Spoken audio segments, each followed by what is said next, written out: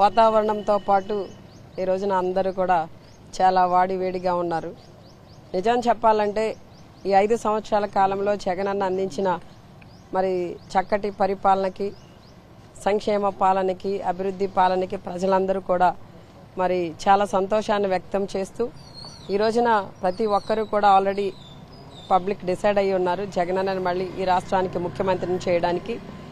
ప్రతి ఒక్కరూ కూడా మరి వాతావరణం వేడిగా ఉంది కనుక ముఖ్యంగా పెద్దగా వృద్ధులుగా ఉన్న వాళ్ళు, కొంచెం అనారోగ్యంతో బాధపడుతున్న వాళ్ళందరూ కూడా ఎర్లీగా వచ్చి తమ ఓటు హక్కును వినియోగించుకోవాలని తెలియజేస్తున్నాము. ఎందుకంటే ఈ రోజున ఓటు హక్కు ద్వారానే ఈ రోజున మనకి ఎవరు మంచి పరిపాలన అందించగలరు అనేది మనం డిసైడ్ చేసుకునే ప్రజాస్వామ్య ప్రభుత్వంలో మనమందరం ఉన్నాం కనుక ప్రతి ఒక్కరూ కూడా మీ ఓటు హక్కును వినియోగించుకోండి.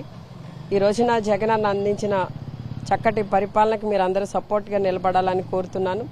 అలానే ఈ రోజున మరి ప్రతి ఒక్కరూ కూడా గత ప్రభుత్వాలతో జగనన్న పరిపాలన కంపేర్ చేసి చూస్తున్నారు.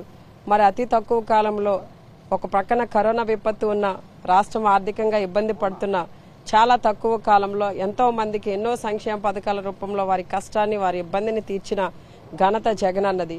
మరి జగనన్న చేసినట్లుగా గతంలో ఎవరూ చేయలేదు. మొదటిసారిగా ముఖ్యమంత్రి అయిన తక్కువ కాలంలోనే ఇంత చేశారు.